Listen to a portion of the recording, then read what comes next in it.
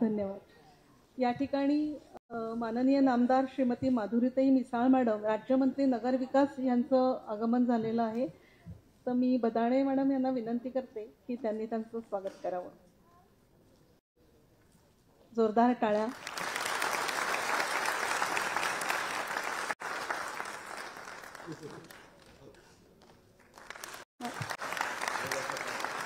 माननीय उपमुख्यमंत्री महाराष्ट्र राज्य तसेच माननीय मंत्री नगरविकास गृहनिर्माण सार्वजनिक बांधकाम एकनाथजी शिंदे यांना मी विनंती करते की त्यांनी उपस्थितांना मार्गदर्शन करावं।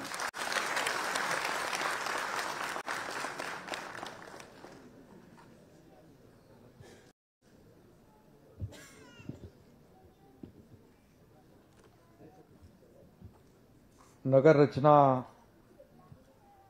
विभागाच्या 111व्या वर्धापन दिनानिमित्त उपस्थित आमचे मंत्रिमंडळातील सहकारी, उपमुख्यमंत्री आणि स्पष्टपणे बोलणारे अजितदादा पवारजी, आपल्या राज्यमंत्री माधुरीताई मिसाळ, खासदार श्रीरंगप्पा बारणे, आमदार विजयबापू शिवतारे, आमचे नगर विकासचे अतिरिक्त मुख्य सचिव असीम कुमार गुप्ताजी, संचालक नगर रचना अविनाश पाटील, संचालक नगर रचना आमची लाडकी बहीण गुलाबी घातलं म्हणून लाडकी बहीण बोलून प्रतिभाताई बदाणे, सगळ्या लाडक्या बहिणी, सगळ्या माझ्या लाडक्या बहिणी, लाडके भाऊ इथं उपस्थित आहेत, त्यांचं सगळ्यांचं स्वागत करतो। सुलेखा वैजापूरकर आणि ज्यांना पुरस्कार मिळणार आहे ते सगळे पुरस्कार प्राप्त होणारे पुरस्कर्ते, नगर रचना विभागातील सर्व अधिकारी आणि कर्मचारी आणि अधिकाऱ्यांच्या बरोबर त्यांचे कुटुंबीय देखील काही लोक आले। मला असीम गुप्ताजी सांगत होते आमचे अधिकाऱ्यांच्या बरोबर या कार्यक्रमाला कालही होता ना, परिवार देखील आलाय आणि त्या सगळ्या परिवाराचं देखील मी अधिकाऱ्यांच्या बरोबर त्यांच्या परिवाराचं देखील मनापासून स्वागत करतो मी आणि मनापासून आपल्याला शुभेच्छा देतो। खरं म्हणजे खाली येताना आम्ही पाहिलं की काही चित्र बनवली होती, काही आर्ट होत्या आणि कोणी केलं म्हणाले तर असीम गुप्ताजी म्हणाले की आमच्या अधिकारी आणि आमच्या विभागातल्या लोकांनी केलंय। आणि काल इथं कल्चरल प्रोग्राम पण होता, काही लोकांनी त्याच्यात भाग घेतला, गाणी म्हटली, काही लोकांनी कविता केल्या आणि एक प्लॅटफॉर्म उपलब्ध झाला। म्हणजे फक्त तुम्ही नगर नियोजनाचं फक्त काम करत नाही तर तुमच्यात काही कवी आहेत, काही कलाकार आहेत, काही गायक आहेत, काही आर्टिस्ट आहेत, काही लेखक आहेत, म्हणजे दादा हे सर्व गुण संपन्न आहेत, अष्टपैलू। आणि त्यामुळे नगर विकास विभाग जो आहे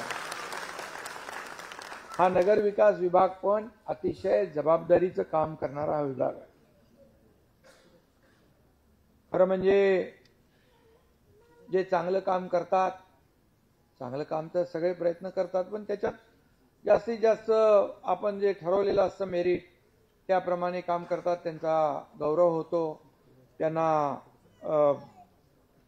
पुरस्कार मिळतो आणि मग खरं म्हणजे जो चांगलं काम करतो त्याच्या पाठीवर शाबासकीची थाप देणं देखील आवश्यक आहे। मग तो आणखी चांगलं काम करतो आणि मग त्याचं बघून इतरही लोक चांगलं काम करू लागतात आणि मग त्या विभागामध्ये समाजामध्ये चांगलं काम करण्याची संख्या वाढत जाते आणि समाजालाच फायदा होतो। आणि म्हणून खरं म्हणजे नगर रचना हा विभाग महाराष्ट्राच्या विकासाचा कणा आहे असं म्हटलं तर वावगं ठरणार नाही, कारण या विभागातील अधिकारी आणि कर्मचारी शहरी आणि ग्रामीण नगर रचनेचे खऱ्या अर्थाने एक प्रकारचे शिल्पकारच आहेत। कारण शहर कसं असावं, कसं दिसावं, त्याचे सगळे त्याच्या गरजा काय आहेत, रस्ते कसे असावेत, या सगळ्या बाबी नगर विकास विभागाच्या माध्यमातून होत असतात। महाराष्ट्र हे देशातील सर्वाधिक नागरीकरण असलेलं राज्य आहे। फास्ट अर्बनायझेशन होतंय, 50%च्या वर गेलो असीमजी आपण, आणि कारण आपण ग्रामपंचायतचं नगरपंचायत करतो, नगरपंचायतची नगरपालिका करतो, हे सगळं करत कारण तिथे सोयी सुविधा देण्याचा उद्देश असतो. आणि म्हणून आपल्या शहरीकरणाचा वेग देशातील अन्य कोणत्याही राज्यापेक्षा जास्त आहे आणि त्या वेगाला अनुसरून आपल्याला पुढची सगळी गणितं मांडायची आहेत आणि नियोजन करायचं आहे. आणि म्हणून हे देखील आपल्यासमोर एक मोठं आव्हान आहे, एक चॅलेंज आहे. परंतु ते आपण चॅलेंज देखील आपण योग्य प्रकारे आव्हान स्वीकारत आहे आणि खऱ्या अर्थाने गतिमान विकास करताना तो सर्वसमावेशक, नियोजित आणि शाश्वत असावा हे सुद्धा महत्त्वाचं आहे. पर्यावरण पूरक असावा हे देखील आपल्याला पाहावं लागतं. कारण आता ग्लोबल वॉर्मिंग, क्लायमेट चेंज ह्या सगळ्या समस्या भेडसावत आपल्यालाच नाही, पूर्ण देशाला नाही जगभरामध्ये ही समस्या आहे आणि मग त्याचंही भान आपल्याला ठेवावं लागतं. आणि म्हणून या सर्व कामात टाउन प्लॅनरची भूमिका अतिशय महत्त्वाची आहे. आणि सध्या शहर नियोजनाला अनेक जी आव्हानं मगाशी म्हटलो त्याप्रमाणे खूप मोठ्या प्रमाणावर रॅपिड अर्बनायझेशन होतंय, क्लायमेट चेंज, इनॲडिक्वेट इन्फ्रास्ट्रक्चर ही मोठी चॅलेंजेस आहेत. पोल्युशन आहे, बायोडायव्हर्सिटी लॉस आहे, यासारखी एन्व्हायरमेंटल चॅलेंजेस देखील आपल्या समोर आहेत. आणि म्हणून अनप्लॅन्ड ग्रोथ आणि प्रॉपर प्लॅनिंग नसेल तर लोकांना घर, पाणी पुरवठा, ड्रेनेज व्यवस्था, कचऱ्याची विल्हेवाट, चांगले रस्ते, आरोग्य सेवा, मनोरंजनाची साधनं अशा बेसिक ॲम्युनिटी देखील मिळू शकणार नाहीत. आणि त्यामुळे आपली शहरं अनियंत्रितपणे वाढणार नाहीत. जसं आता अजितदादा म्हणाले की आपल्याला शेवटी काही वेळेस आपल्याला कठोर पावलं घ्यावी लागतात, उचलावी लागतात. कारण एखादा रस्ता तिथे हजारो लाखो लोक जातात आणि तो जर अरुंद झालाय, तिथे का अतिक्रमण झालंय तर ते आपल्याला काढावंच लागतं. शेवटी आपण 10-20 लोकांचं हित पाहू शकत नाही. जिथे हजारो लाखो लोक जिथं प्रवास करतात ते आपल्याला कुठल्याही परिस्थितीमध्ये त्यांचीच आपल्याला म्हणजे त्यांना नियोजन ट्रॅफिक करण्यासाठी, त्यांना सोयी सुविधा देण्यासाठी आपल्याला कठोर पावलं उचलावी लागतात. त्यामुळे आपल्याला ह्या सगळ्या गोष्टींवर लक्ष ठेवलं पाहिजे. मगाशी म्हणालो मी, पर्यावरणाची हानी, त्याचबरोबर पायाभूत सुविधांवर ताण येणार नाही याची देखील काळजी आपले विकास आराखडे करताना घेतली पाहिजे. मगाशी दादा म्हणाले डीपी प्लॅन जे आहेत, मी आपल्याला सांगू इच्छितो असीम गुप्ताजी की खऱ्या अर्थाने हे डीपी प्लॅन जे आहेत हे वेळेवर मंजूर झाले पाहिजे, वेळेवर पब्लिक झाले पाहिजे, सजेशन ऑब्जेक्शन वेळेवर झाले पाहिजे आणि अंतिम देखील वेळेवर झाले पाहिजे. तर खऱ्या अर्थाने त्याच्यातून आपल्याला त्या शहराचा, त्या विभागाचा विकास आपल्याला कालबद्ध, टाइम बाउंड पद्धतीने आपल्याला करता येईल. आणि त्यामुळे याची काळजी आपण घेतलीच पाहिजे आणि ही जबाबदारी आपली आहे. आणि त्यामुळे इथे आतापर्यंत काही डीपी प्लॅन रखडले असतील तर ते ताबडतोब आपण मागवा. आणि तुम्ही या विभागाचे प्रमुख आहात आणि ताबडतोब मागवून जे काय उर्वरित काय पेंडिंग असेल ते ताबडतोब करा. माझ्याकडे बघा, तुम्ही फाईल घेऊन येता, मी तुम्हाला सांगत नाही कधी नंतर बघतो म्हणून. मी आले की पहिले तुम्ही वाचलंय का थोडं मी वाचतो आणि मी लगेच सही करून टाकतो. त्यामुळे तेवढा मी त्यांना विचारतो तुम्ही वाचलंय ना नीट. कारण काही वेळा अधिकाऱ्यांवर आपला विश्वास असलाच पाहिजे. कारण शेवटी आपण काम करत असताना शेवटी आम्ही किती निर्णय घेतले. मी मुख्यमंत्री असताना, देवेंद्रजी उपमुख्यमंत्री, अजितदादा उपमुख्यमंत्री, आम्ही टीम म्हणून काम केलं, टीम बनून काम केलं आणि एवढे निर्णय आम्ही घेतले आतापर्यंतच्या इतिहासात कधी निर्णय झाले नाही. एवढे बंद पडलेले प्रकल्प तुम्हाला माहित आहेत, मुंबई असेल, महाराष्ट्र, पुणे, नाशिक, नागपूर सगळीकडचे आपण प्रकल्प पुढे नेले. ज्याला स्टे होता, अडथळे होते, स्पीड ब्रेकर टाकले होते, ते सगळे उकडून टाकले आणि आम्ही पुढे प्रकल्प नेले. हे आपण साक्षीदार आहात. अनेक योजना केल्या, आपण योजना केल्या, शासन आपल्या दारी, लाडकी बहीण, लाडका भाऊ सगळं केलं. पण शेवटी आम्ही किती काही योजना केल्या, आम्ही निर्णय घेतले, तरी सुद्धा लोकांपर्यंत पोहोचवण्याचं काम अधिकारी करत असतात.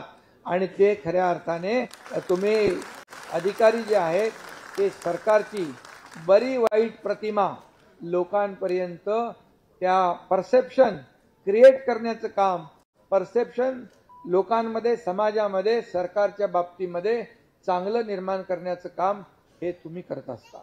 आणि त्यामुळे आम्ही किती काही म्हटलं तरी शेवटी आम्ही सगळ्या काही म्हणजे शेवटी अधिकाऱ्यांवर एकदा एक विश्वास आणि आपल्याला त्यांना त्यांच्या अडचणीच्या काळात देखील आपण त्यांच्या पाठीशी उभं राहावं लागतं. कारण निर्णय घेताना आपण कॉशियसली घेतो, आपलं इंटेन्शन क्लिअर असतं, तरी सुद्धा कधी कधी आपल्याला अडचण होते. कोणीतरी कोर्टात जातो, मग कोर्ट असीम गुप्ताने एकदा कोर्टात बोलवलेलं मला वाटतं ना, आपको बुलाया था ना, पण त्याच्यामध्ये आपली चूक नव्हती. परंतु अशा वेळेस देखील आपलं मी नेहमी अधिकाऱ्यांना सांगतो, तुमचं इंटेन्शन क्लिअर ठेवा, लोकांना मदत करण्याचं इंटेन्शन ठेवा. सरकार कुणासाठी आहे? लोकांसाठी आहे. लोकांना सोयी सुविधा देण्यासाठी सरकार आहे आपलं. त्यामुळे इंटेन्शन क्लिअर असेल आणि आपण निर्णय घेतला असेल तर एखाद वेळेस बघा, निर्णय घेणारे आणि काम करणाऱ्यांकडून चुका होतात. जो कामच करत नाही त्याकडून चुकायचं काय प्रश्न आहे? परंतु काम करत असताना कधी कधी असं होतं, त्यावेळेस देखील मी काय, अजितदादा काय, मुख्यमंत्री काय, आम्ही अशा अधिकाऱ्यांच्या पाठीशी उभे राहतो. कारण ते लोकांच्या हिताचे निर्णय घेताना त्यांनी काम केलेलं असतं. आणि म्हणून या सगळ्या गोष्टी आपण बारकाईने पाहतो. या ठिकाणी वाहतूक कोंडीच्या बद्दल देखील अजितदादा म्हणाले, मी मगाशी सिंग गुप्तांना बोलता बोलता म्हणालो की तुम्ही प्रत्येक महापालिका नगरपालिकेमध्ये एक अर्बन डिझाईन विंग तयार करा.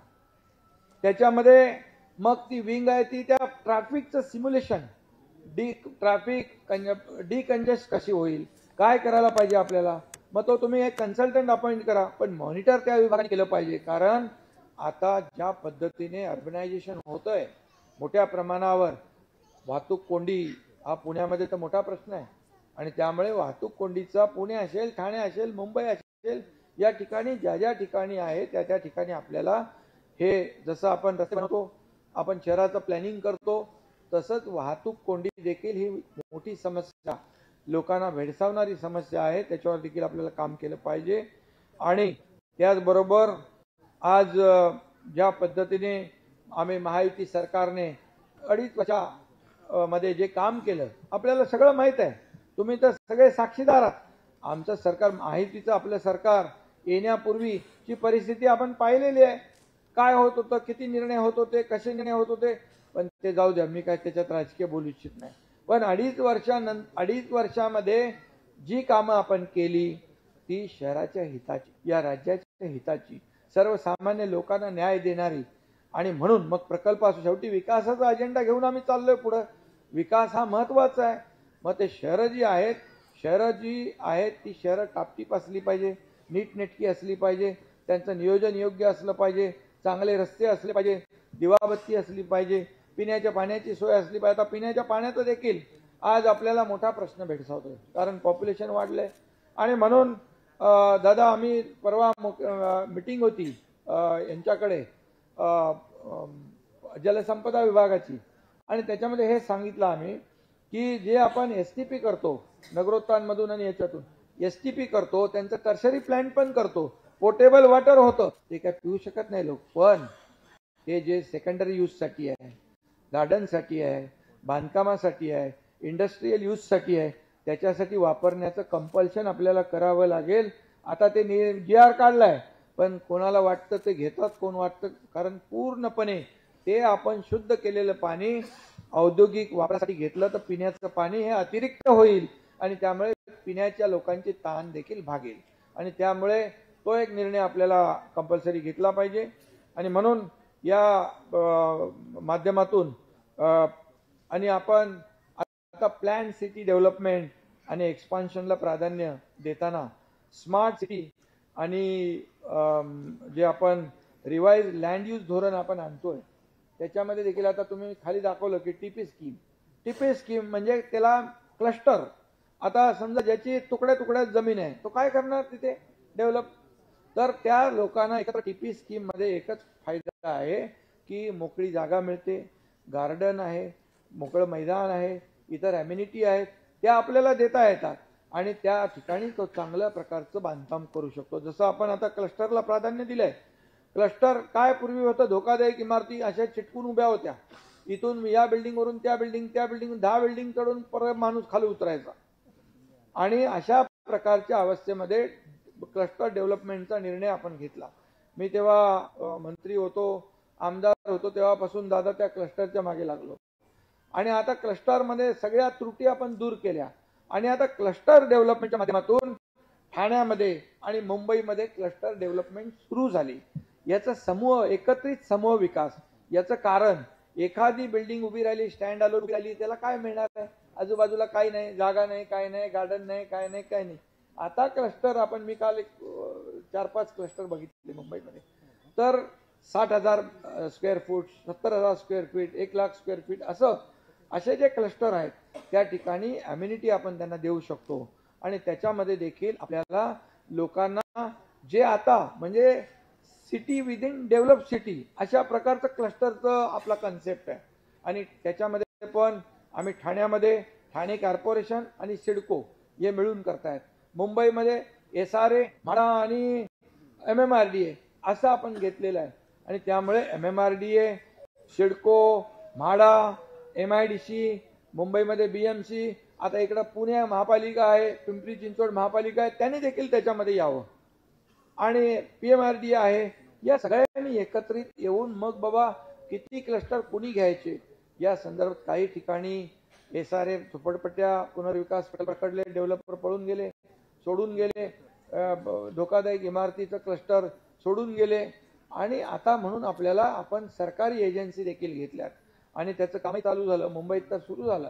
त्यामुळे तसं दादा पुण्यामध्ये देखील तुमच्या तो प्रयोग तुम्ही करू शकता. याच्यामध्ये एकदम सुनियोजित आणि नियोजनबद्ध विकास क्लस्टरच्या माध्यमातून आपण करू शकतो. कारण 1-2 बिल्डिंग आपण उभ्या केल्या, ते रिडेव्हलप केल्या, तर त्यांना मोकळी जागा भेटणार नाही, त्यांना ओपन स्पेस मिळणार नाही, त्यांना गार्डन सारखे अम्युनिटी मिळणार नाही. मग ह्या क्लस्टरमध्ये हे पूर्णपणे प्लॅनिंगने ते सर्व क्लस्टर तयार होतं. आणि त्यामुळे तिथल्या रहिवाशांच्या आजचा घराची किंमत 10 रुपये 10 लाख असेल तर नक्की त्याची दुप्पट झाल्याशिवाय राहणार नाही. हा देखील फायदा त्या ग्राहकाला मिळतो. आणि म्हणून या सगळ्या गोष्टी ज्या आहेत त्याचबरोबर सर्वांसाठी घरं याला आपण प्राधान्य देतोय. आज आदरणीय प्रधानमंत्री देशाचे नरेंद्र मोदीजी यांनी PMY ही जी पंतप्रधान आवास योजना सुरू केली, 3 कोटी घरं द्यायचे आहेत, हाऊसिंग फॉर ऑल असं त्यांचा तो कन्सेप्ट आहे. त्याप्रमाणे आपण देखील नगर विकास विभागाने त्याच्यात इनिशिएटिव्ह घेतलंय. आणि या ज्या काही मग SRAचा आपण सगळीकडे आता निर्णय घेतलेला आहे. SRAचा आपण सगळीकडे, म्हाडा पण संपूर्ण महाराष्ट्रामध्ये काम करते आहे. आणि म्हणून रखडलेले प्रकल्प मार्गी लावणं याला देखील आपल्याला प्राथमिकता द्यायची आहे. आणि मी आपल्याला सांगतो नेहमी, युनिफाईड DCP जेव्हा आपण केला तेव्हा मी अधिकारी, आपले सेक्रेटरी, संबंधित अधिकारी, त्याचबरोबर जे MCHI, क्रेडाई कोण होते त्यांनाही बोलवलं. त्यावेळेस बोले तुमच्या काय सूचना आहेत ते द्या, नाही तर आम्ही निर्णय घेऊन मोकळे होऊ. आणि त्याचा फायदा जर ग्राहकांना नाही झाला तर फक्त कागदावर जर स्कीम राहिली तर त्याचा उपयोग नाही. आणि म्हणून युनिफाईड DCPRच्या माध्यमातून देखील खूप मोठ्या प्रमाणावर आपण त्याच्यामध्ये सवलती दिल्या, रूल्स चेंज केले, त्याच्यामध्ये लोकांना फायदा होईल अशा प्रकारचं आपण काम केलेलं आहे. आणि म्हणून त्यामुळे देखील जे काही लिमिटेशन होतं ते आपण ओपन करून टाकलं.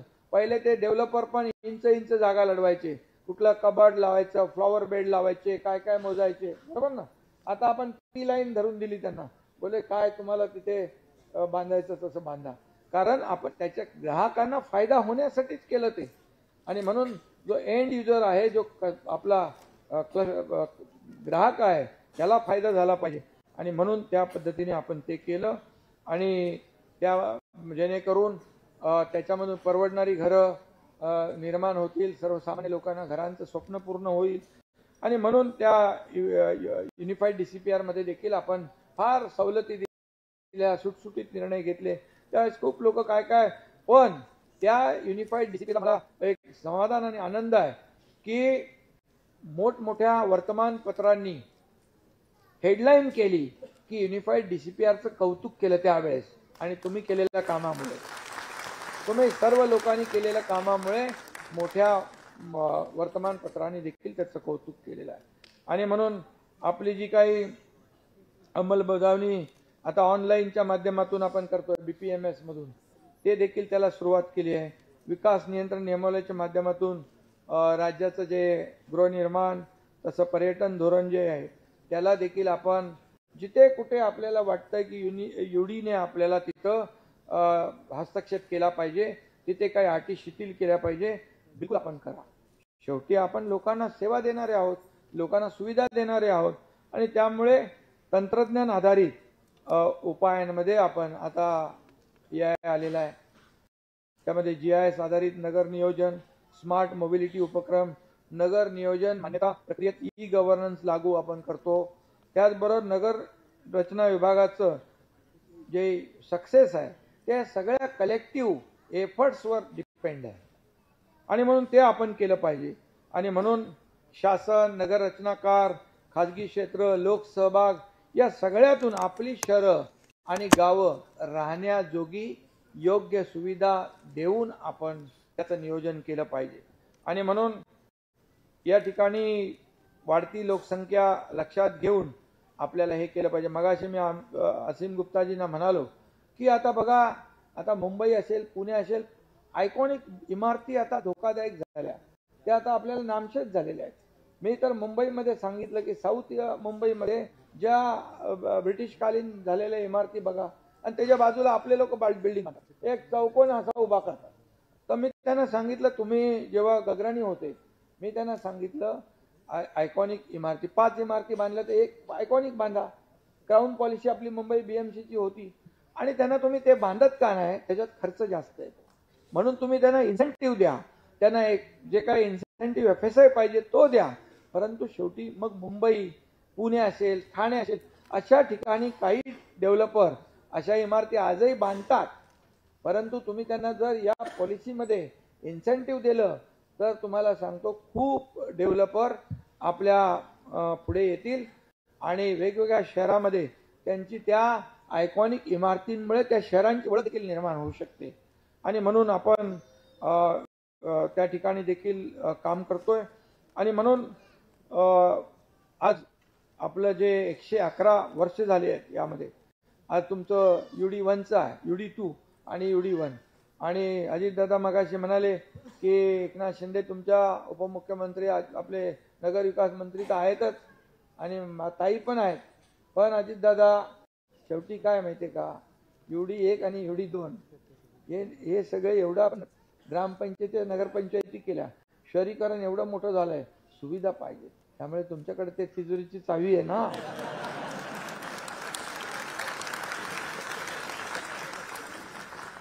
त्यामुळे मगाशी तो खाली टाळा बघितला ना, तो तसा लावू नका, तो टाळा उघडणारच नाही. तो टाळा किती चाव्या लागतात त्याला, एक लावली, दुसरी लावली, 4-5 चाव्या.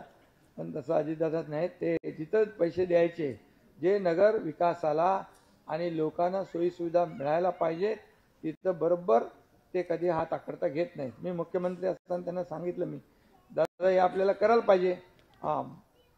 अरे आपल्याला पुढे त्रास, आता आपल्याला आपल्या लोकांना आता आपल्याला हे देणं गरजेचंच आहे. आणि तेव्हा आम्ही निर्णय घेतले, आम्ही कलेक्टिव्ह डिसिजन घेतले. आणि म्हणूनच तुम्हाला सांगतो, लँडस्लाईड मॅन्डेट मिळालं. लोकांनी का दिलं की कारण आपल्या राज्यामध्ये काम झालं नसतं तर लोकांनी म्हणजे एका राजकीय विषय नसला तरी सुद्धा एवढी 232 लोक निवडून देणं आतापर्यंतच्या इतिहासामध्ये पहिल्यांदा घडलंय, पहिल्यांदा हे घडलेलं आहे. आणि त्यामुळे त्यामागे आपल्या सरकारचं काम आहे. आणि म्हणून मी आपल्याला एवढंच सांगतो की आपला नगर विकास विभाग हा सगळ्यात महत्त्वाचा आहे. आणि म्हणून मी असीमजींना सांगतो, नगर विकास 2 आपलं आहे, तर या शहराच्या आपण जसं मुंबईत ब्युटिफिकेशन करतोय, पुण्यात करतोय, आपण स्पर्धा पण घेतो मला वाटतं त्याच्या सुशोभीकरणाच्या.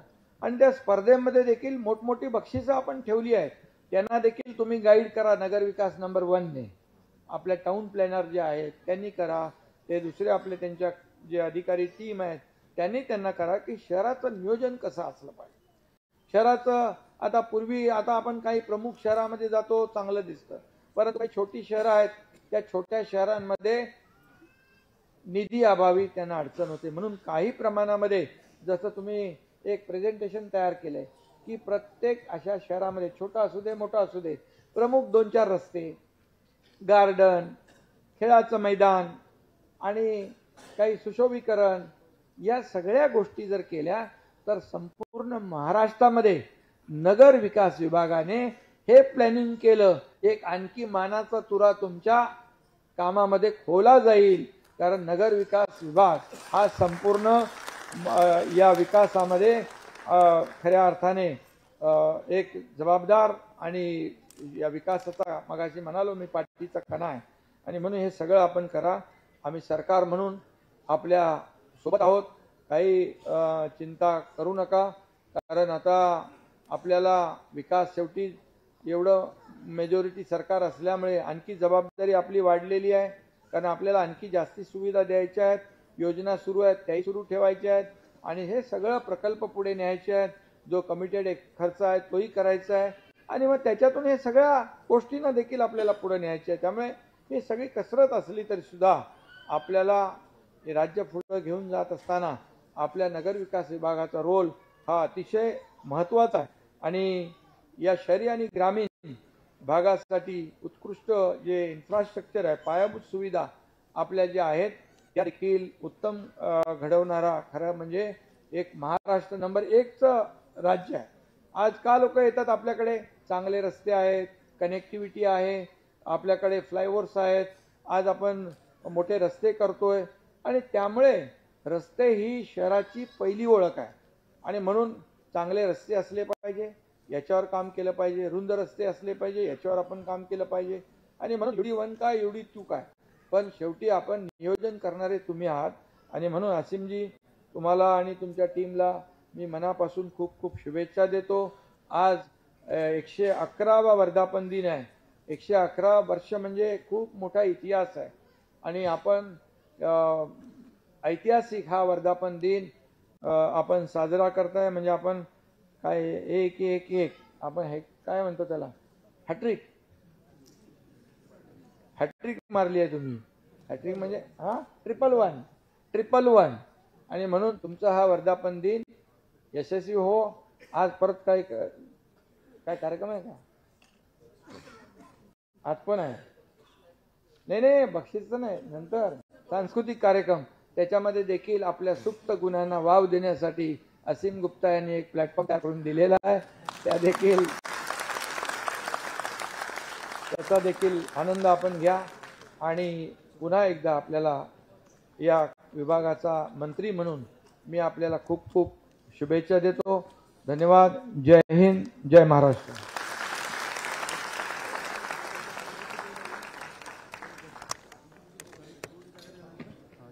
आपल्या अमूल्य मार्गदर्शनाबद्दल खूप खूप धन्यवाद सर. रोज नवनवीन तंत्रज्ञान विकसित होत आहे.